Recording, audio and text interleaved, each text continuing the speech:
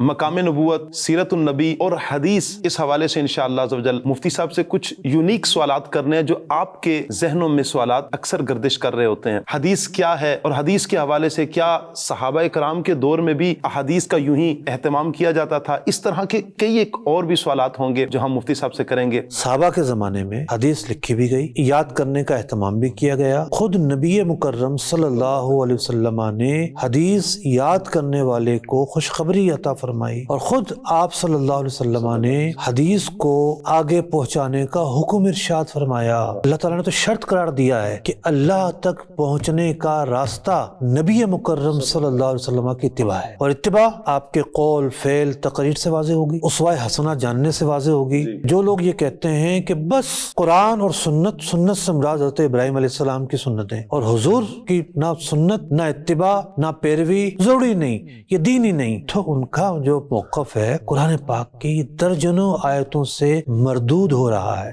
علم روشنی بلندیوں کا راستہ ہے، یہ جہالتوں کی ظلمتیں مٹائیں گے، یہ عزم ہے۔ علم نور ہے، علم نور ہے۔ الحمدللہ رب العالمین، والصلاة والسلام على خاتم النبیین، اما بعد فاعوذ باللہ من الشیطان الرجیم، بسم اللہ الرحمن الرحیم۔ الصلاة والسلام علیک یا رسول اللہ، الصلاة والسلام علیک یا حبیب اللہ، الصلاة والسلام علیک یا نبی اللہ، وعلی آلک واصحابک یا نور اللہ۔ مدنی چینل کے ناظرین، پروگرام ہے نور ہدایت، مقام نبوت، سیرت النبی اور حدیث، اس حوالے سے انشاءاللہ عز و جل مفتی صاحب سے کچھ یونیک سوالات کرنے ہیں جو آپ کے ذہنوں میں سوالات اکثر گردش کر رہے ہوتے ہیں۔ حدیث کیا ہے اور حدیث کے حوالے سے کیا صحابہ کرام کے دور میں بھی احادیث کا یوں ہی اہتمام کیا جاتا تھا؟ اس طرح کے کئی ایک اور بھی سوالات ہوں گے جو ہم مفتی صاحب سے کریں گے۔ مدنی چینل کے ناظرین، ہمارے ساتھ محقق اہل سنت، استاذ العلماء مفتی علی اصغر عطاری دامت برکاتہ العالیہ ہیں۔ انشاءاللہ عز و جل مفتی صاحب کی طرف بڑھیں گے اور مفتی صاحب سے سوالات کریں گے۔ السلام علیکم ورحمۃ اللہ وبرکاتہ۔ وعلیکم السلام ورحمۃ اللہ وبرکاتہ۔ مفتی صاحب کیسے ہیں آپ؟ الحمدللہ رب العالمین، آپ کیسے ہیں؟ اللہ رسول کا کرم، الحمدللہ علی احسانی۔ اللہ پاک آپ کا سایہ ہمارے سروں پر تا دیر قائم دائم فرمائے۔ مفتی صاحب، نئی قسط کے ساتھ آپ کی بارگاہ میں حاضری ہے۔ دین اسلام کے حوالے سے ایک سوال کرنا ہے آپ سے کہ دین اسلام کے بنیادی ماخذ کیا ہیں؟ دیکھیے، پبلک کو کنفیوژن نہ ہو، جی تھوڑا میں سوال کی وضاحت کر دیتا ہوں۔ جی، ایک تو دین کے بنیادی ارکان، ارکان، جی یعنی دین کی تعلیمات۔ جی، ارکان سے مراد ہے کہ دین کی بنیادی تعلیمات کیا ہیں۔ صحیح، یہ عقیدہ ہے، نماز، روزہ، حج، زکوٰۃ، اللہ کی راہ میں قتال، ارکان اسلام جسے کہا جاتا ہے۔ جی آپ کا سوال تعلیمات اور ارکان کے متعلق نہیں، جی، بلکہ ماخذ کے متعلق، ماخذ کے بارے میں۔ یعنی کسی چیز کو جب دین کہا جائے گا جی تو کس بنیاد پر کہا جائے گا؟ جی، یعنی دین کا عقیدہ یا دین کی تعلیم اگر کہا جائے گا تو جی کس بنیاد پر کہا جائے گا؟ جی، دیکھیے، دین کے جو ماخذ ہیں وہ چار ہیں۔ چار ہیں۔ پہلا ماخذ ہے قرآن پاک، جی، یعنی ہم جن سے دین لیتے ہیں۔ جن سے دین لیتے ہیں۔ جی، قرآن پاک قرآن پاک، بنیاد ہے۔ صحیح نماز کی اگر فرضیت ہے، رکوع کی اگر فرضیت ہے، صحیح، یعنی نماز میں رکوع فرض ہے یا قیام فرض ہے یا سجدہ فرض ہے، تو اس کا ماخذ قرآن ہے۔ بالکل بہت سارے مسائل وہ ہیں جو براہ راست قرآن پاک سے ثابت ہیں، صحیح بہت سارے مسائل وہ ہیں جو براہ راست قرآن پاک سے ثابت ہیں۔ صحیح دوسرا ماخذ ہے حدیث مبارکہ، صحیح، یعنی مسائل کا، اعتقادیات کا ایک بہت بڑا ماخذ اور ایک بہت بڑی تعداد، اور فگر کے اعتبار سے ایک بہت بڑی تعداد مسائل کی جی اور چیزوں کی وہ ہے کہ جس کا ماخذ حدیث رسول ہے صلی اللہ علیہ وسلم، صلی اللہ علیہ وسلم۔ بعض چیزیں وہ ہیں کہ جو ہمیں براہ راست نہ قرآن پاک میں ملتی ہیں جی، نہ احادیث میں ملتی کبھی ہیں۔ ایسا وقت آ جاتا ہے ہمیں سمجھ میں نہیں آتا کہ بعض چیزیں قرآن پاک میں بھی اور حدیث پاک میں نہیں ملتی۔ ہمیشہ کے لیے یہ معاملہ رہے گا، جی نئے نئے مسائل آ رہے ہیں، نئی نئی چیزیں آ رہی ہیں۔ مطلب پہلا دور تھا حضرت صحابہ کرام علیہ مردوان کا۔ صحیح، حضرت صدیق اکبر رضی اللہ تعالیٰ عنہ نے قرآن پاک کو مجلد شکل میں ایک ساتھ جمع کر دیا. صحیح. یعنی پہلے تو کچھ آیات کہاں لکھی ہوئی تھیں، کچھ صورتیں کہاں لکھی ہوئی تھیں، موجود تھی، لکھی ہوئی تھیں، مختلف جگہوں پر تھی، اور نبی اکرم علیہ الصلوۃ والسلام نے بتایا ہوا تھا. جی. لیکن جب مسلمہ کذاب کے خلاف جنگ ہوتی ہے اور بہت بڑی تعداد میں حفاظ صحابہ شہید ہوتے ہیں، تو انہوں نے اس بات کی ضرورت محسوس کی کہ اس کو ایک ہی جلد میں ہونا چاہیے. جی. تمام صحابہ اکرام علیہم رضوان موجود تھے، کسی کا اس پر اختلاف نہیں ہوا. صحیح. تو جو تیسری دلیل ہے وہ ہے اجماع. اجماع یعنی امت کا اجماع ہونا، یا اجماع کی جو تعریف کی گئی ہے اس کے مطابق ان افراد کا اجماع پایا جانا کہ جن کا اجماع معتبر ہے. تمام صحابہ موجود ہیں، کسی نے اس بات سے اختلاف نہیں کیا. صحیح. قرآن پاک پر اعراب لگائے گئے، کسی نے اختلاف نہیں کیا جی. کہ اعراب کیوں لگائے جا رہے ہیں. جی. یہ اجماع سے اخذ ہونے والی صورت ہے جی. کہ تمام کے تمام صحابہ ان کا اتفاق ہے، تابعین ان کا اتفاق ہے، جی. اور ایک یکجا ہیں ایک فعل پر کہ ٹھیک ہے یہ دین ہے، یہ دین سے باہر کی کوئی چیز نہیں ہے. جی. اللہ اور اس کے رسول عز و جل و صلی اللہ علیہ وسلم کے احکامات کے مخالف کوئی چیز نہیں ہے. جی. تو اجماع ایک حجت ہے، دلیل شرعی ہے، دین کا ایک ماخذ ہے. جی. کچھ پوچھ رہے تھے آپ؟ میں بس یہی کہنا چاہ رہا تھا کہ اجماع تھوڑا آسان لفظوں میں اگر ہمیں پتہ چل جائے، وہ متفق ہونا، یعنی جس پہ صحابہ اکرام ایک بات پہ متفق ہو جائیں. جی ہاں، صحابہ اکرام کا اتفاق ہو، تابعین کا اتفاق ہو. جمع سے سمجھ لیں آپ نکلا ہے اجماع. جی. ٹھیک ہے، جمع ہونا، متفق. مطلب ایک میں نے عوامی معنی بیان کیا ہے. جی. چوتھا جو ماخذ ہے وہ ہے قیاس. قیاس. اب قرآن پاک نے شراب کو حرام قرار دیا، جی. لیکن وہاں لفظ خمر کا استعمال ہوتا ہے. انما الخمر والمیسر، یعنی یہاں لفظ خمر فرمایا گیا. جی. تو قرآن پاک نے خمر کو ناپاک قرار دیا، خمر کی حرمت بیان کی. عربی زبان میں انگور کی شراب کو خمر کہتے ہیں. خمر. اب جو شراب انگور سے نہ بنی ہو اس کا کیا ہوگا؟ ٹھیک ہے، قرآن پاک تو صرف خمر آیا. خمر آیا ہے. جی. تو علماء نے خمر کی علت کو تلاش کیا، جی. وجہ کو تلاش کیا کہ کیوں جو ہے وہ شراب حرام کی گئی ہے، خمر کیوں حرام کیا گیا ہے. جی. تو وجہ سامنے آتی ہے نشے کا پایا جانا. نشہ. اب کسی بھی چیز سے نشہ آتا ہو، جی. یعنی بعض چیزیں تو وہ ہیں خود احادیث مبارکہ میں جن کا بیان کر دیا گیا. جی. مطلب انگور کے علاوہ کچھ قسمیں ایسی ہیں احادیث مبارکہ میں ان کی حرمت بیان کر دی گئی. صحیح. لیکن قیامت تک کے لیے افیون جو ہے اس کا ثبوت ہمیں قرآن و حدیث میں تو نہیں ملتا.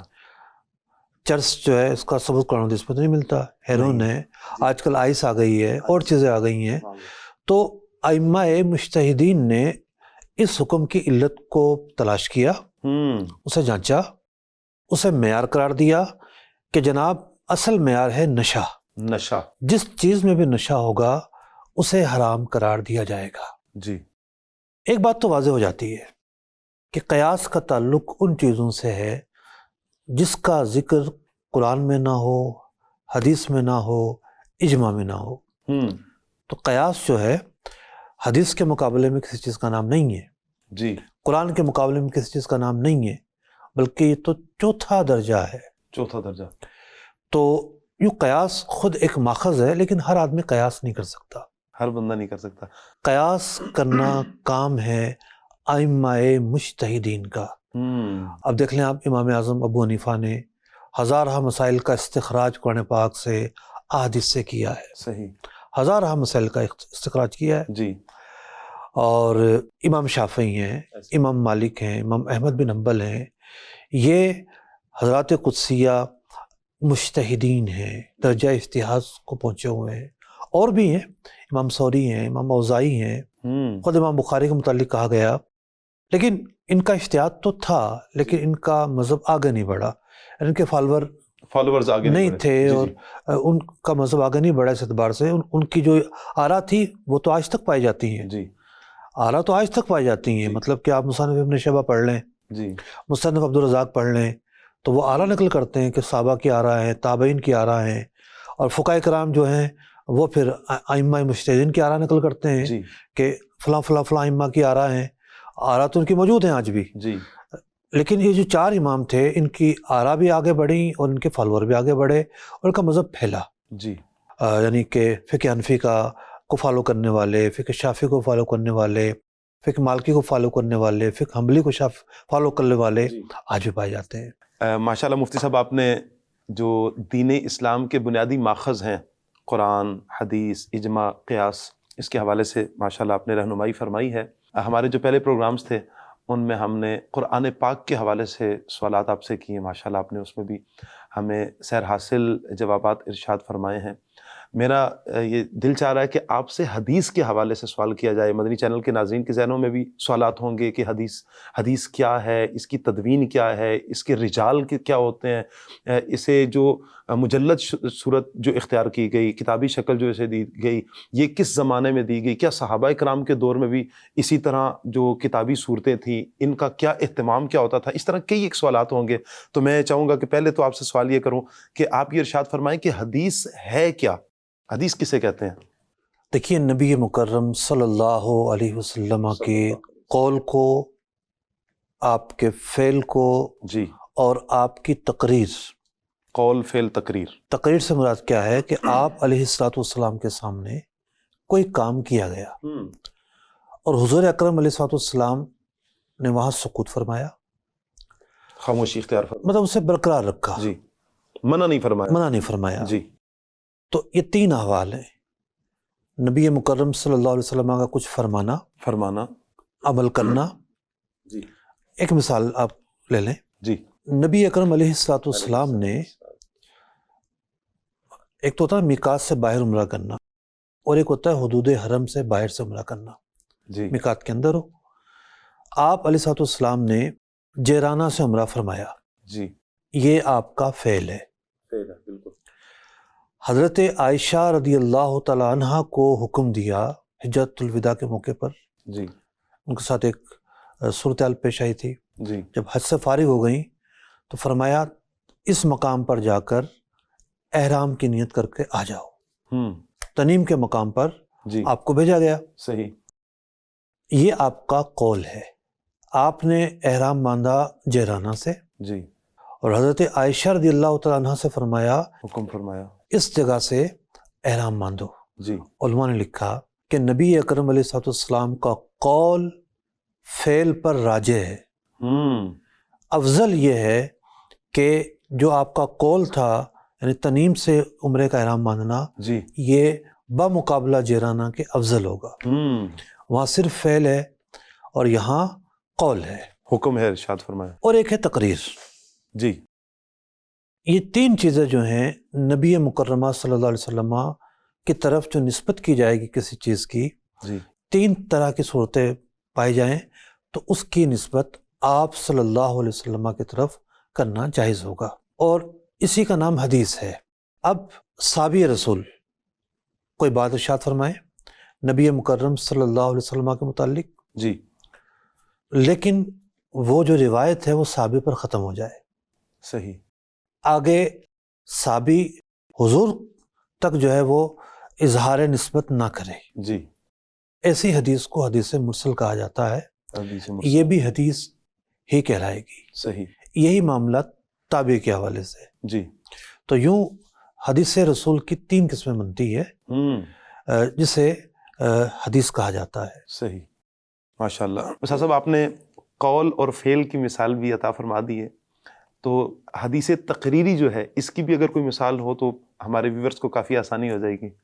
دیکھیے، ایک تو ہے مکی زندگی جی، اور ایک ہے مدنی زندگی۔ صحیح، خاص طور پر جو مدنی زندگی ہے، جی، یہاں جو ہے وہ اجتماعی سقوط اور انفرادی سقوط کی اہمیت بہت زیادہ ہے۔ اجتماعی سے مراد یہ ہے کہ ریاست قائم ہو چکی تھی، جی، جو بھی لوگ مدینہ منورہ میں تابع ہو کر رہ رہے تھے جی، ان کے لیے شریعت کے احکامات تھے۔ صحیح، ایک کام وہ تھا جو لوگ کر رہے تھے، انہیں ان سے روکا نہیں گیا۔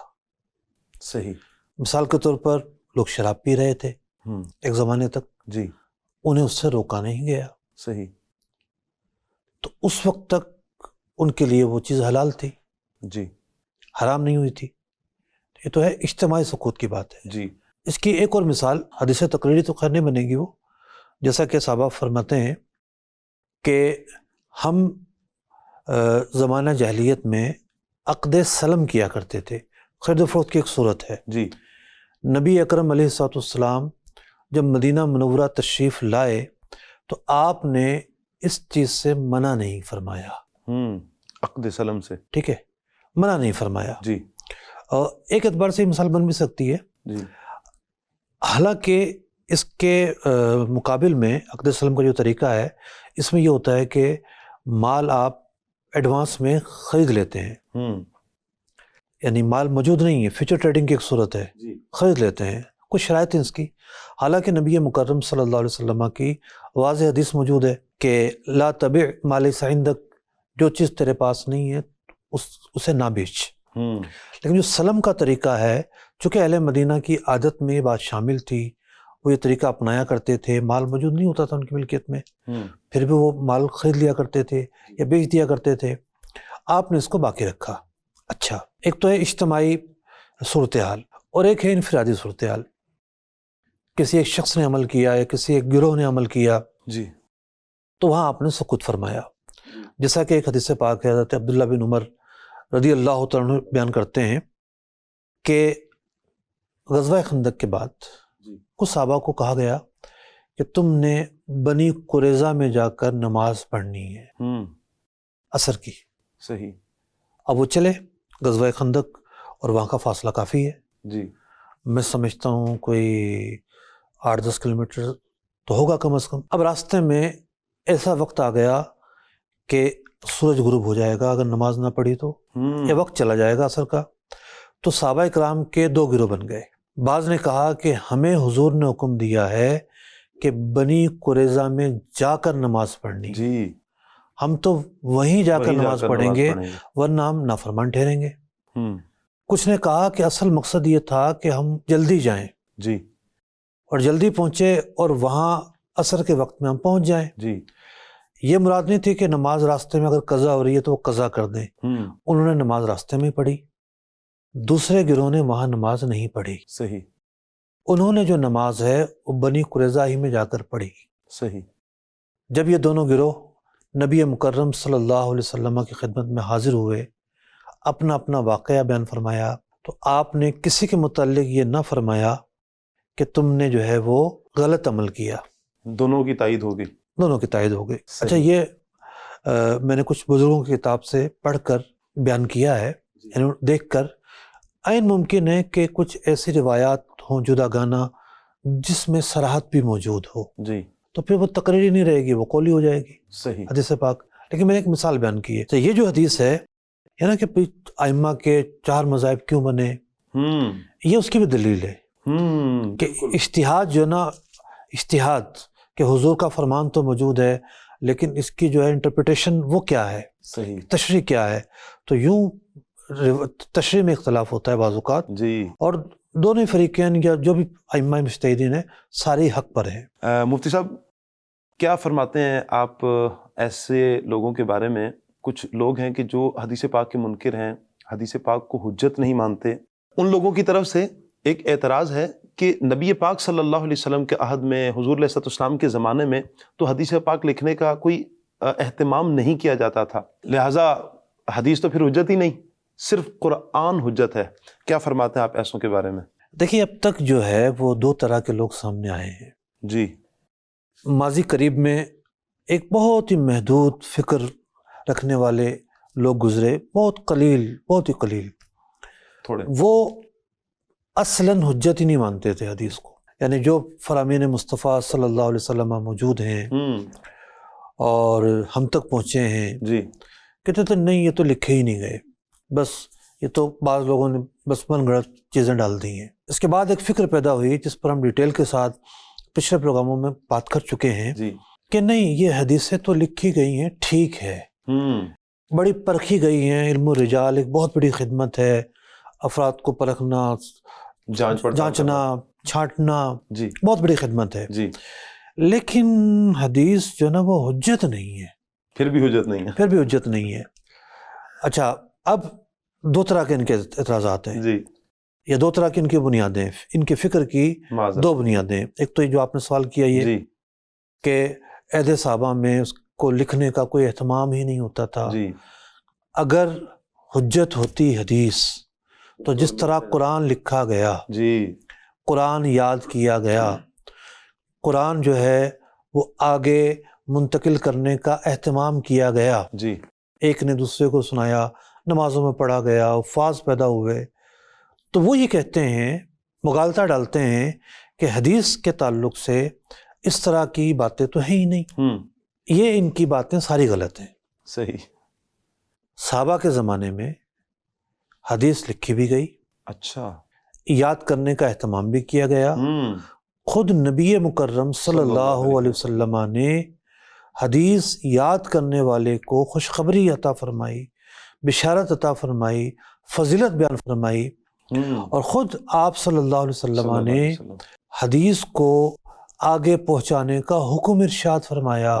سبحان اللہ. میں اس کی چھوٹی سی مثال عرض کروں. کوئی بھی انکار نہیں کرتا جی کہ جناب حجت الوداع کے موقع پر آپ صلی اللہ علیہ وسلم نے خطبہ ارشاد فرمایا، جی، اور وہ جو خطبہ ہے وہ حقوق انسانیت کا پہلا چارٹر تھا. وہ جو خطبہ ہے اس کے اندر یہ فرامین تھے، یہ پیارے آقا علیہ السلام کے ارشادات تھے، جی اور یہ آپ نے چیزوں کا بیان کیا. اگر روایت آگے نہ بڑھتی، جی، روایت منتقل نہ ہوتی، یاد نہ کیا جاتا، لکھا نہ جاتا، تو یہ سب باتیں ہم تک کس طرح پہنچتی؟ جی ممکن ہی نہیں تھا. ممکن ہی نہیں تھا. جب ہم تک پہنچی ہیں، کسی کا بھی اختلاف نہیں ہے کہ جناب ایسا کچھ خطبہ تھا ہی نہیں. جو یہ طبقہ ہے نا، جو آج کا طبقہ ہے، معاصر طبقہ ہے، عصر حاضر کا طبقہ ہے، جی، یہ تو اس کا بھی یہ بھی انکار نہیں کرتا، اس کا یہ بھی مانتے ہیں. یہ بھی مانتے ہیں. جی ٹھیک ہے. اب ہم تفصیل کے ساتھ تھوڑا جائزہ لیتے ہیں. جی تو ہم نے ایک اجمالی جواب دیا جی کہ یہ جو باتیں ہیں جن کو بنیاد بنا کر اعتراضات کیا گیا ہے، یہ بنیاد ہی غلط ہے. بنیاد ہی غلط ہے. ٹھیک ہے. وہ کہتے ہیں جی تم تو حضور کو بشر نہیں مانتے، بشر نہ ماننا کفر ہے. دیکھیے ایک بڑا ہی بوگس طرز عمل ہے یہ، جی، کہ ایک جھوٹ پر بنیاد رکھی جائے کسی چیز کی، اور پھر اس کی تفریحات جاری کی جائیں. یہ کہا گیا نا کہ جو آپ نے سوال پوچھا جی کہ بعض لوگ کہتے ہیں جی وہ لکھنے کا تو اہتمام ہی نہیں کرتے تھے، جی لکھنے کا تو جو نا وہ کوئی حکم نہیں دیا گیا. جی، یہ دعویٰ ہی غلط ہے. دعویٰ ہی غلط ہے. دعویٰ ہی غلط ہے. تو اس کے سارے نتائج بھی غلط ہو جائیں گے. جی قرآن نے نماز پڑھنے کا کہا، جی، نماز کا طریقہ پہنچا نا ہم تک، بے شک. کیسے ہاتھ کھڑے کرنے ہیں، ٹھیک ہے، جی تکبیر تحریمہ میں، قیام میں ہاتھ کہاں رکھنے ہیں، جی رکوع کیسے کرنا ہے، رکوع میں کیا پڑھنا ہے، جی سجدے میں کیا پڑھنا ہے، قرآن میں صورتیں کس طرح پڑھنی ہیں، رکعت کتنی ہیں، زکوٰۃ کے متعلق، حج سے متعلق، ارکان اسلام سے متعلق، بنیادی چیزوں کے متعلق، جو اسلام ایک پورا شعبہ حیات ہے، یعنی شعبہ حیات کی رہنمائی کرتا ہے. کوئی شعبہ ایسا نہیں جس میں رہنمائی نہ کرتا ہو. بے شک. تو وہ جو ساری چیزیں جس پر ایک مسلمان عمل کرتا ہے، جی کہاں سے پہنچا ہے؟ بے شک. احادیث کے ذریعے تو پہنچا ہے. قرآن پاک میں تو ان کی تفصیل موجود نہیں ہے. بالکل. وَيُحِلُّ لَهُمُ الطَّيِّبَاتِ کہ حضور علیہ السلام پاکیزہ چیزوں کو حلال قرار دیتے ہیں. وَيُحَرِّمُ عَلَيْهِمُ الْخَبَائِثِ جی کہ جو خبیث چیزیں ہیں، گندی چیزیں ہیں، انہیں حرام قرار دیتے ہیں. حرام قرار. قرآن پاک نے تو صرف چند چیزوں کا کھانا حرام قرار دیا ہے. دم مسفوح، جی مردار، اور کچھ چیزیں ہیں. جی یہ جو کتا ہے، یہ جو بندر ہے، جی یہ حرام ہے. یہ جو چیل کوے ہیں، یہ حرام ہے.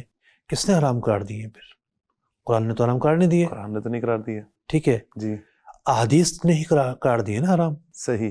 احادیث نے جو اصول بیان کیے، یا احادیث نے جن چیزوں کی صراحت بیان کی، جی اسی سے یہ حرمت بیان ہوئی ہے نا. جی پہلی بات تو یہ ہے کہ یہ دعویٰ حقائق کے بھی مطابق نہیں ہے. بالکل.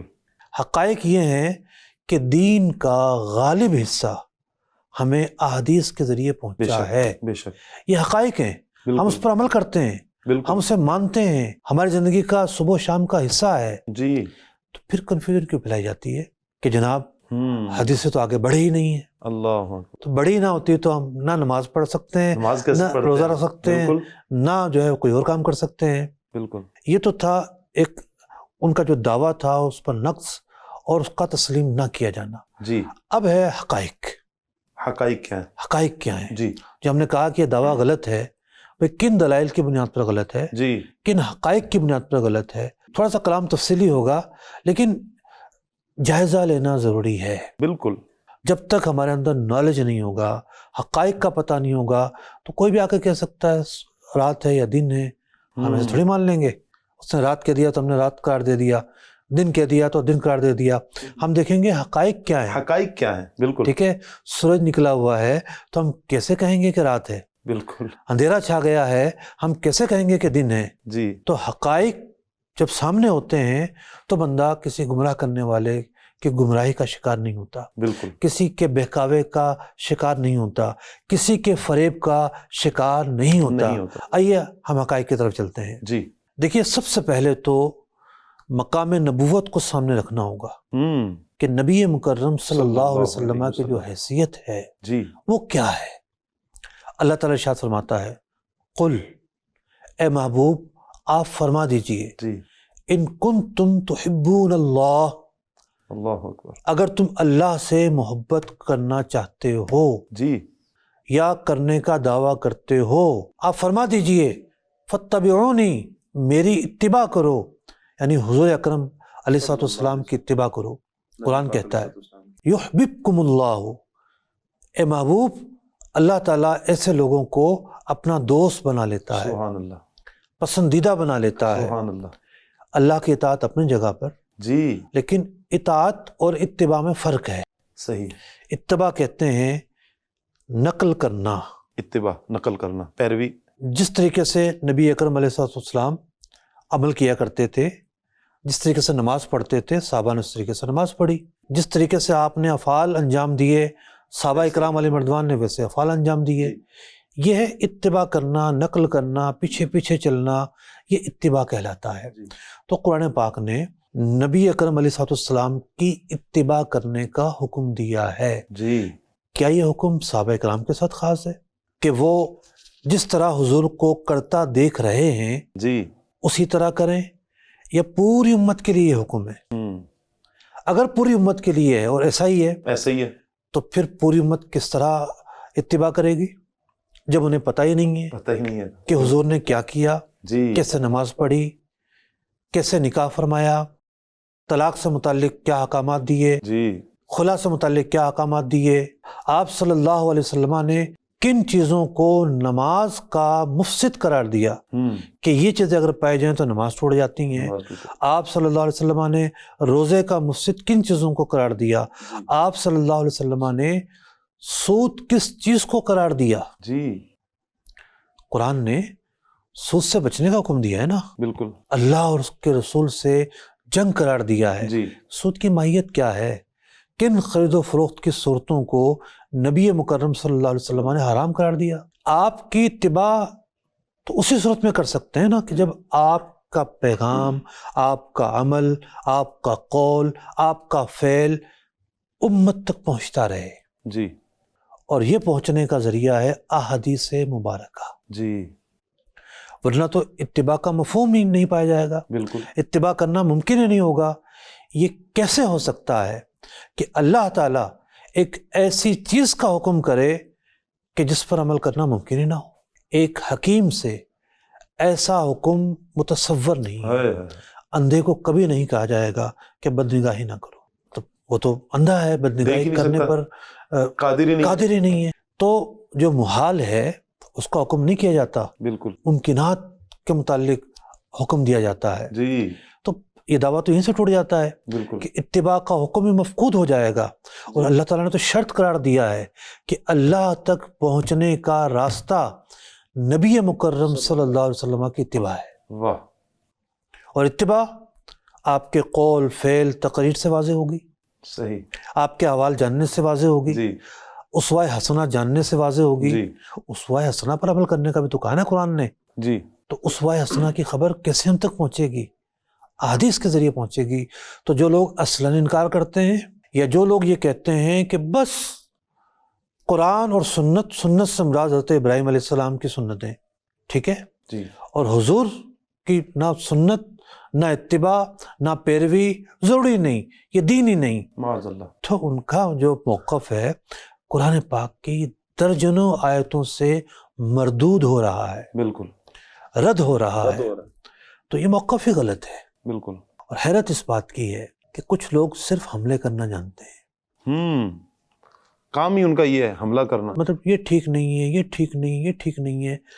لوگوں کو کبھی بھی سٹیج سے یہ نہیں کہتے یا اپنے پروگرام سے نہیں کہتے یا ٹی وی سے نہیں کہتے کہ ہم حدیث رسول کو دین کی بنیاد نہیں مانتے.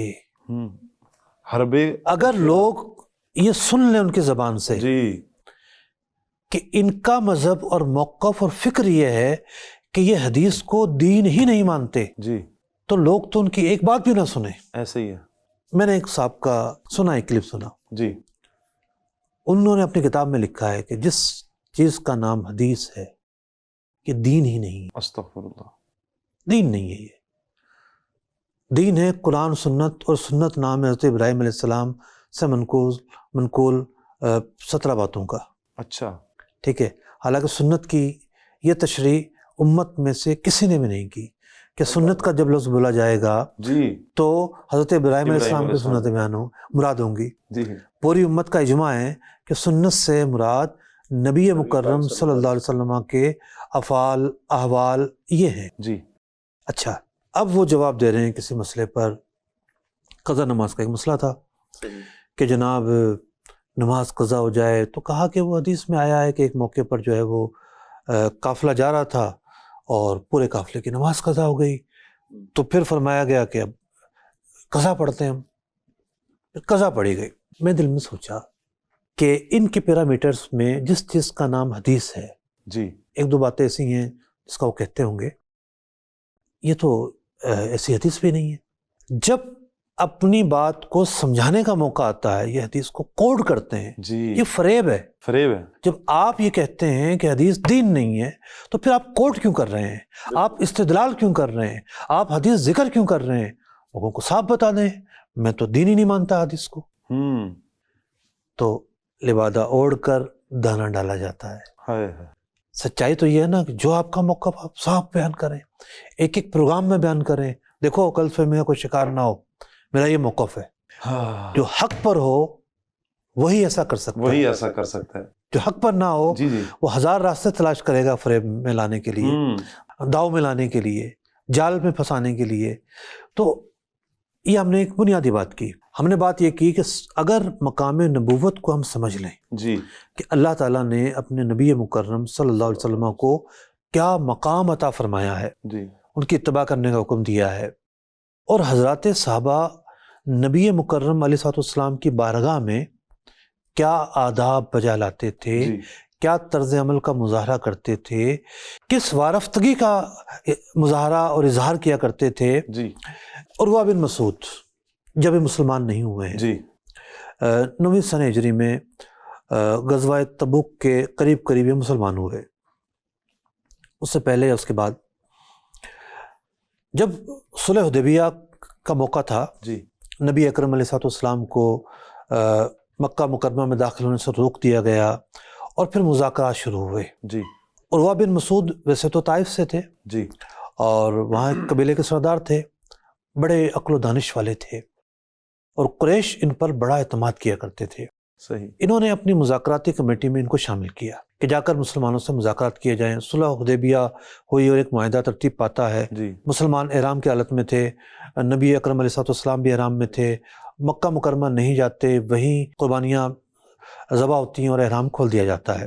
عروہ بن مسعود نے اہل مکہ کے سامنے، قریش کے سامنے جا کر نبی مکرم علیہ الصلوۃ والسلام کے احوال بیان کیے. عروہ بن مسعود نے اپنی قوم سے کہا کہ میں قیصر روم کے دربار میں بھی گیا ہوں، میں حبشہ کے بادشاہ کے دربار میں بھی گیا ہوں، میں نے کسی بھی بادشاہ کی رعایا کو اپنے بادشاہ سے، اپنے حاکم سے، اپنے قائد سے اس قدر والہانہ محبت کا اظہار کرتے ہوئے نہیں دیکھا۔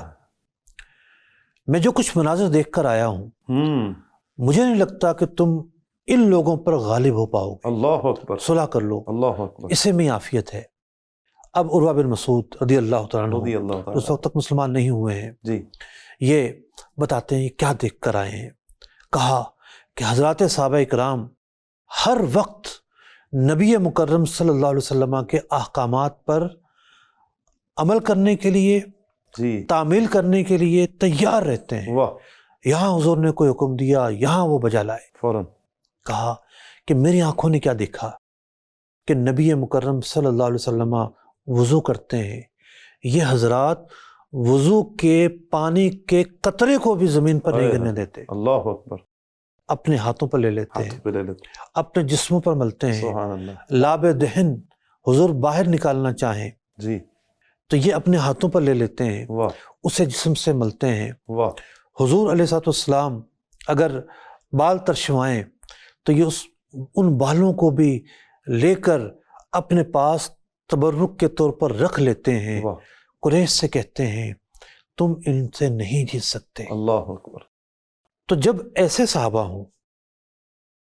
کہ جو نبی مکرم علیہ السلام کی بارگاہ میں حاضر رہیں، آپ کی باتوں کی تعمیل کرنا چاہیں واہ، اور تعمیل کرتے رہیں، جی ٹوٹ کر اظہار محبت کریں، جان نشاور کریں، آپ کی حفاظت کریں، آپ کے پاس سے دور ہونا منظور نہ کریں، تو ان صحابہ نے حضور کی باتوں کو بھلا دیا ہو، ہائے ہائے ہائے، لکھا نہ ہو، اللہ اکبر، یاد نہ کیا ہو، آگے بتایا نہ ہو، یہ کیسے ممکن ہے؟ کیسے ممکن ہے؟ کیسے ممکن ہے؟ یہ تو ایک اجمالی بات کر رہے ہیں ہم، جی مطلب مقام نبوت اور محبت صحابہ، جب ہم ان دونوں چیزوں کو جوڑ کر تصویر کشی کرتے ہیں، منظر کشی کرتے ہیں، تو یہ کیسے ممکن ہے کہ صحابہ کرام کی محبت، ان کی غیرت ایمانی، ان کی حمیت، ان کا سچا عشق رسول اس بات کی اجازت دے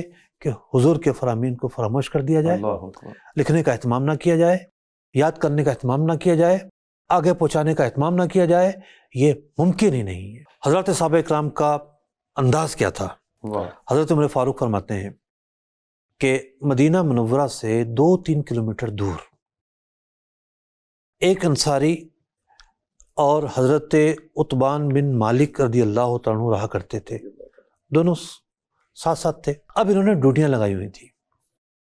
ایک دن ایک شخص جا کر نبی مکرم صلی اللہ علیہ وسلم کی خدمت میں حاضر ہوتا، صحیح، سارا دن وہاں موجود ہوتا، جو کچھ سنتا دوسرے کو آ کر بتاتا، اگلے دن دوسرا جاتا اور دوسرا ہماتن گوش ہو کر نبی مکرم صلی اللہ علیہ وسلم کی خدمت میں حاضر رہتا صحیح، اور آ کر اپنے ساتھی کو وہ ساری باتیں بتاتا، میں نے آج کیا سنا، ہائے ہائے، حضور نے کیا فرمایا، کیا کیا، کیا عمل رہا۔ مطلب ان کے سننے کا بھی انداز کیسا ہوتا تھا؟ اللہ اکبر، مطلب روایتوں میں آتا ہے کہ صحابہ اکرام علیہم رضوان حضور اکرم علیہ السلام کی بارگاہ میں جب حاضر ہوتے، اتنی خاموشی کے ساتھ، اتنے ادب کے ساتھ آپ کی باتوں کو سنتے کہ پرندے بھی ان پر اگر بیٹھتے تو لکڑیاں سمجھ کر بیٹھتے، ہائے ہائے ہائے، اتنے جامد، ساکت، بادب، ہمتن گوش ہو، ہمتن گوش ہو کر یکسوئی کے ساتھ یکسوئی، حضور کو سنا کرتے تھے۔ اچھا، حضرت عتبان بن مالک جو ہیں، میں 2023 اور 1445 میں صحیح، ربیع الاول میں مدینہ منورہ حاضر ہوا۔ مسجد قباء سے آ رہے تھے تو ہمارے ساتھی نے بتایا کہ یہ جو کھدائی ہو رہی ہے نا، یہ حضرت عتبان بن مالک رضی اللہ تعالیٰ عنہ کا گھر ہے، اچھا، یہ اس کے لیے کھدائی ہو رہی ہے۔ ادوار آتے رہتے ہیں، جی جی یوٹرنز بھی آتے رہتے ہیں۔ جی ایک وقت تھا کہ گھر تھا، موجود تھا، جی، جیسا کہ حال ہی میں خود ایک انٹرنیشنل میڈیا نے اس رمضان کے مہینے میں کوڈ کیا ہے کہ حضرت سلمان فارسی کا کنواں، ان کا باغ، یہ سب چیزیں۔ حالانکہ ایک وقت تھا کہ بڑی مخالفت ہوتی تھی، بیر عریض پر کوئی چلا جائے ٹیکسی لے کر، ٹیکسی والے کا جو حال ہوتا تھا وہ ہمیں پتہ ہے۔ لیکن آج صورتحال یہ ہے کہ بیر عریس کو کھول دیا گیا ہے، نلکے لگا دیے گئے ہیں، جی باہر جو ہے بوتل والا بیٹھا ہوا ہے، ایسے ہی کین جو ہوتا ہے نا، کین والا بیٹھا ہوا ہے کہ بھائی پانی بھر کے لے جانا چاہتے ہو تو لے جاؤ، ٹھیک ہے. مطلب یہ بہت بڑا یو ٹرن ہے. جی. تو حضرت عتبان بن مالک رضی اللہ عنہ کا جو گھر ہے یہ بڑا مقدس گھر ہے. یہ ایک دن بارگاہ رسالت میں حاضر ہوتے ہیں، یا رسول اللہ میں نے گھر بنایا ہے، میں یہ چاہتا ہوں اس کا افتتاح آپ آ کر کریں. اللہ اکبر، اللہ اکبر. نبی مکرم صلی اللہ علیہ وسلم وہاں جاتے ہیں واہ. اور 2 رکعت وہاں پڑھ کے گویا کہ اس گھر کا افتتاح کرتے ہیں. سبحان اللہ. یعنی کچھ مقامات وہ ہیں جنہیں آثار مقدسہ کہا جاتا ہے کہ نبی مکرم صلی اللہ علیہ وسلم کا جہاں جانا، بیٹھنا، اٹھنا ثابت ہو. جی. تو یہ مکان جو ہے یہ صرف صحابی رسول سے منسوب نہیں ہے بلکہ آثار مقدسہ میں شمار ہوتا ہے. بے شک. حضور اکرم علیہ السلام کا آنا ثابت ہے، تو تھا تو پہلے بھی، جی. باقی رکھا گیا تھا. بعض ایسے مقامات کو صدیوں سے، صرف سلطنت عثمانیہ نے نہیں بلکہ صدیوں سے وہاں مساجد بنا دی گئی تھی. جیسا کہ ہم دیکھتے ہیں غزوہ خندق کے جو مقامات ہیں جی. کہ نبی مکرم صلی اللہ علیہ وسلم کا خیمہ جس جگہ تھا وہاں جو ہے وہ مسجد فتح بنا دی گئی. جی. اچھا، حضرت فاطمہ رضی اللہ تعالیٰ کا جہاں خیمہ تھا وہاں مسجد بنا دی گئی، اور دیگر صحابہ کا کے جو خیمے تھے وہاں مسجد بنا دی گئی. مسجد بنا کر جو ہے اس جگہ کو محفوظ کیا گیا، عبادت کی جاتی ہے وہاں پر. جی. کیونکہ اللہ والوں کے قدم جہاں لگے ہیں تو وہ برکت کی جگہ ہوتی ہیں. بے شک. تو بات یہ ہے، حالانکہ وہ مسجدیں جو ہیں نا وہ یوں سمجھیے کہ 50 فٹ کے فاصلے پر، 100 فٹ کے فاصلے پر ہیں. تو لوگ جاتے ہیں وہاں نماز پڑھتے ہیں اور نماز پڑھ کر اللہ کی بات کرتے ہیں. بے شک. ان فضاؤں سے برکت لیتے ہیں. یہی معاملہ جو ہے وہ بہت ساری جگہوں پر ہے. مسجد استراحہ کیا ہے؟ جی. حضور علیہ السلام تشریف لے جا رہے تھے احد کی طرف، یہاں آپ نے استراحت فرمائی تھی. صحیح. اسی طریقے سے احد پہاڑ پر جب آپ جاتے ہیں، جی. جہاں آپ صلی اللہ علیہ وسلم زخمی ہونے کے بعد تشریف لائے، تو ایک جگہ آپ نے قیام کیا، اس جگہ پر آج بھی مسجد کے آثار موجود ہیں. مطلب اب صرف چھوٹی چھوٹی دیواریں ہی ہیں، 1 فٹ 1.5 فٹ کی دیواریں ہوں گی، نماز میں پڑھ جاتی ہے. ایک زمانے میں وہاں مسجد تھی. جی. تو حضرت عتبان بن مالک رضی اللہ عنہ کا گھر تو پہلے بھی موجود ہوگا، جی. لیکن پھر روڈ بچھا دیا گیا، ہائے. پھر وہاں گاڑیاں چلنے لگی. اب عین لبے سڑک پر کھدائی ہو رہی ہے، سڑک تنگ کر دی گئی ہے جال وال لگا کر، جنگلے لگا کر. جن لوگوں کو تاریخ نہیں پتا وہ کہتے ہیں ارے دریافت ہو گیا، دریافت ہو گیا. بھائی دریافت نہیں ہوا، یو ٹرن ہوا ہے. You turn. صحیح کہا. دریافت نہیں ہوا، دریافت تو پہلے بھی تھا. یو ٹرن ہوا ہے. ٹھیک ہے، جگہ تو پہلے بھی تھی. جی. تو بس یہ 100-150 سال کا جو عرصہ گزرا تو یہ بڑا مخدوش عرصہ تھا اللہ. تو آثار مقدسہ کے تعلق سے. اب حضرت عتبان کا واقعہ دیکھیے آپ. جی. اہتمام دیکھیے. اب ہم اور واقعات کی طرف آتے ہیں. نبی مکرم صلی اللہ علیہ وسلم نے ایک حدیث میں ارشاد فرمایا، نضر اللہ عمران، اللہ تعالیٰ اسے تر و تازہ رکھے، جی. شاداب رکھے. واہ. کس شخص کو؟ سمع مقالتی، واہ. جس نے میرے قول کو سنا، میری حدیث کو سنا، سبحان اللہ. فواعاہا وحفظہا، اسے یاد کیا، یاد کیا، سنبھالا، یاد کیا، جی. وبلغہا، اور اسے آگے پہنچایا. گیا. سبحان مختلف الفاظوں کے ساتھ جی. سیاستہ میں یہ حدیث پاک موجود ہے. سبحان اللہ. تو حضور اکرم علیہ السلام نے تو تحسین فرمائی ہے، بے شک. ترغیب فرمائی ہے، پسند فرمایا ہے، بلکہ حکم فرمایا ہے. جی. حجۃ الوداع کے بعد آپ صلی اللہ علیہ وسلم خطبہ دیتے ہیں، پھر کیا ارشاد فرماتے ہیں؟ الا لیبلغ الشاہد الغائبہ، کہ جو موجود ہے یہ میرے اس پیغام کو آگے پہنچائے. آگے پہنچا. تو یہ آگے پہنچانے کا جو سلسلہ ہے جی. وہ ہمیشہ جاری رہا. سبحان اللہ. نبی اکرم علیہ السلام نے خود حکم ارشاد فرمایا، خود اس امر کو پسند فرمایا، جی. دعاؤں سے نوازا. تو آپ اندازہ کر سکتے ہیں کہ نبی اکرم علیہ السلام سے تو ثابت ہے. جی.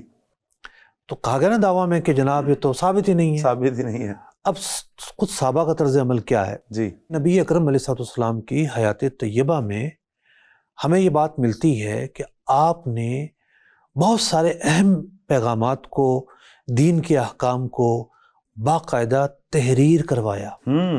حضرت سیدنا صدیق اکبر رضی اللہ تعالیٰ رضی عنہ اللہ تعالیٰ جب حضرت انس بن مالک رضی اللہ تعالیٰ عنہ بحرین جانے لگے جی تو ذمہ داریاں تھیں، تو حضرت صدیق اکبر رضی اللہ تعالیٰ عنہ نے انہیں ایک لکھا ہوا پیغام دیا صحیح، جو نبی اکرم علیہ السلام نے لکھوایا تھا، زکوٰۃ سے متعلق تھا، زکوٰۃ کے احکام سے متعلق تھا۔ نبی مکرم صلی اللہ علیہ وسلم نے یمن کے سرداروں کو ایک مکتوب روانہ کیا جی جس میں زکوٰۃ کے احکام تھے، صحیح، زکوٰۃ عشر کس طرح نکالنی ہے، جی طلاق سے متعلق احکام تھے، قرآن پاک کو چھونے سے متعلق احکام تھے، دیت سے متعلق احکامات تھے، اور باقاعدہ وہاں کے کچھ سرداروں کو مخاطب کرتے ہوئے یہ دین کے جو احکامات تھے لکھوائے گئے صحیح، تاکہ یہ لوگ ان احکامات پر عمل پیرا ہوں۔ جی عمل پیرا ہوں، مطلب لکھوانا، لکھے ہوئے کو آگے پہنچانا، اور وہ لوگ اس پر عمل کریں۔ جی خود نبی مکرم صلی اللہ علیہ وسلم سے ثابت ہے، بہت سارے صحابہ جن سے بہت زیادہ روایتیں منقول ہوئی ہیں، صحیح، مثال کے طور پر حضرت ابو ہریرہ ہیں، ابو ہریرہ رضی اللہ حضرت عبداللہ بن عمر رضی اللہ تعالیٰ عنہم ہیں۔ جی حضرت ابو ہریرہ فرماتے ہیں ما من اصحاب النبی احد اکثر حدیثا منی، کہ میرے بعد اگر کسی نے حدیثیں زیادہ روایت کی ہیں تو وہ حضرت عبداللہ بن عمر ہیں۔ رضی اللہ تعالیٰ، سب سے زیادہ حضرت سیدنا ابو ہریرہ رضی اللہ تعالیٰ عنہ نے حدیثیں روایت کی ہیں، جی محدثین نے اس کی تعداد 5000 کے قریب بیان کی ہے۔ سبحان اللہ، پھر حضرت عبداللہ بن عمر ہیں، فرمایا حضرت ابو ہریرہ فرما رہے ہیں جی فرق اتنا ہے کہ میں حدیثیں لکھتا نہیں تھا، حضرت عبداللہ بن عمر احادیث کو لکھ لیا کرتے تھے۔ اللہ اکبر، اب یہ کیوں نہیں لکھتے تھے؟ ایک دن بارگاہ رسالت میں پہنچتے ہیں، یا رسول اللہ جو سنتا ہوں بھول جاتا ہوں۔ ہائے ہائے، نبی مکرم صلی اللہ علیہ وسلم نے اپنی چادر بچھائی، اور وہ چادر جب انہوں نے اپنے سینے پر رکھی ہے، اور وہ جو انوار منتقل ہوئے ان کے سینے میں، سبحان اللہ، اور وہ جو برکات منتقل ہوئے ان کے جسم میں، جی اس دن کے بعد انہوں نے بھولنا چھوڑ دیا، اللہ اکبر، اللہ اکبر، انہوں نے پھر لکھنے کا اہتمام بھی نہیں کیا، یاد اتنی ہوتی تھی، یاد ہی اتنی ہوتی تھی۔ جی یہ فرماتے ہیں، لوگ کہتے ہیں کہ جناب میں اتنی حدیثیں روایت کرتا ہوں، جی فرماتے ہیں کہ بہت سارے لوگ وہ تھے کہ جو اپنے عام معمولات میں مشغول رہتے، کوئی امور خانہ داری میں، کوئی تجارت میں، کوئی دیگر کام میں، اور یہ کوئی منع بھی نہیں ہے۔ جی منع بھی نہیں، جس طرح ہے نا کہ علماء تجارت نہیں کرتے، دین سیکھتے ہیں، ساری عمر سکھاتے ہیں، جی اگر وہ یہ فیلڈ نہ اپنائیں، تجارت کریں، تو پھر یہ دین کیسے سیکھنا اور سکھانا، بالکل تدریس، تعلیم و تعلم منقطع ہو جائے گا۔ ایسے ہی ہے، تو کچھ لوگ عہد صحابہ میں وہ تھے کہ جنہیں اصحاب صفہ کہتے ہیں، جی پڑھے رہتے تھے بارگاہ رسالت میں، واہ واہ، براہ راست سیکھتے رہتے تھے۔ تو آپ فرماتے ہیں کہ میں بھوکا پیاسا رہتا تھا، ہائے ہائے، کھانے پینے کو کچھ نہیں ہوتا تھا، ہائے ہائے، لیکن اس در سے دور نہیں ہوتا تھا، پھر بھی یہیں پڑا رہتا تھا۔ تو چونکہ زیادہ قربت تھی، زیادہ وقت دینا پایا گیا، جی زیادہ سنا، اس لیے سب سے زیادہ روایات منقول ہوئیں۔ کیا بات ہے، تو یہ ایک دو قصے نہیں ہیں، یہ ایک دو صحابہ کے واقعات نہیں ہیں، بلکہ صحابہ اکرام علیہ رضوان نبی مکرم صلی اللہ علیہ وسلم کی احادیث کے لکھنے کا، پرکھنے کا، جانچنے کا اہتمام کیا کرتے تھے۔ اب آپ نے لکھنا تو سن لیا، جی یہ پرکھنا اور جانچنا کیا ہوتا ہے؟ جی یہ بھی ایک سوال بنتا ہے نا۔ جی پرکھنا اور جانچنا، چلیں اس سوال کا جواب ہم اگلی قسط میں دیتے ہیں۔ مدنی چینل کے ناظرین، مفتی صاحب سے ہم نے نبی پاک صلی اللہ تعالیٰ علیہ وآلہ وسلم کی احادیث کے حوالے سے کچھ سوالات کیے ہیں، اور بڑی سیر حاصل گفتگو کہ وہ لوگ کہ جو حدیث پاک کے منکر ہیں اور وہ جو دلائل قائم کرتے ہیں، بڑے احسن انداز میں بنیادی طور پر جو ان کا ایک موٹو ہے، ان کا ایک نظریہ ہے، اس کا رد کیا، تو جو عمارت کھڑی ہوئی تھی بالکل صاف پتہ چلتا ہے کہ گر جاتی ہے عمارت۔ ابھی ہم نے جو مفتی صاحب سے سوال لیا ہے کہ بعض لوگ جو اعتراض کرتے ہیں نبی پاک صلی اللہ علیہ وسلم کے زمانے میں لکھنے کا سلسلہ نہیں تھا، احادیث نہیں لکھی گئی، جبکہ مفتی صاحب نے ارشاد فرمایا کہ نبی پاک صلی اللہ علیہ وسلم نے لکھوایا، صحابہ اکرام میں بعض صحابہ اکرام لکھا کرتے تھے۔ مدنی چینل کے ناظرین، اسی ٹاپک کو ہم انشاءاللہ نیکسٹ ایپیسوڈ میں آگے بڑھائیں گے اور مزید بھی کچھ سوالات کریں گے مفتی صاحب سے کہ آج جو ہمارے سامنے کتابیں ہیں، موطا امام مالک ہے، بخاری شریف، مسلم شریف یا ترمذی شریف، دیگر جو احادیث کی کتابیں ہیں، عہد صحابہ سے لے کر ان کتابوں تک یہ بیچ میں یعنی جو ہمارے پاس کتابیں پہنچی ہیں، یہ صحابہ کرام کے زمانے سے لے کر ان کتابوں تک بیچ میں کیا ہوتا رہا، اس حوالے سے انشاءاللہ ہم نیکسٹ ایپیسوڈ میں مفتی صاحب سے سوالات کریں گے۔ آپ سے گزارش کریں گے کہ آپ ہماری یہ ساری سیریز مکمل دیکھیں، A to Z جسے کہا جاتا ہے، یوں کہیں کہ مکمل جب آپ دیکھیں گے، اللہ نے چاہا تو انشاءاللہ عز و جل آپ کو دین کے جو بنیادی عقائد ہیں، احادیث کے حوالے سے، قرآن کے حوالے سے، دیگر معاملات کے حوالے سے انشاءاللہ عز و جل آپ کو بہترین معلومات اور علم کا ایک ذخیرہ آپ کے پاس آئے گا۔ آپ سے یہی گزارش کریں گے کہ آپ یہ ہماری سیریز مکمل دیکھیں، انشاءاللہ عز و جل بہت فائدہ ہوگا۔ ہم نیکسٹ ایپیسوڈ تک کے لیے اس ایپیسوڈ سے آپ سے اجازت چاہتے ہیں۔ صلو علی الحبیب صلی اللہ تعالی علی محمد صلی اللہ علیہ وسلم۔ علم روشنی بلندیوں کا راستہ ہے، یہ جہالتوں کی ظلمتیں مٹائیں گے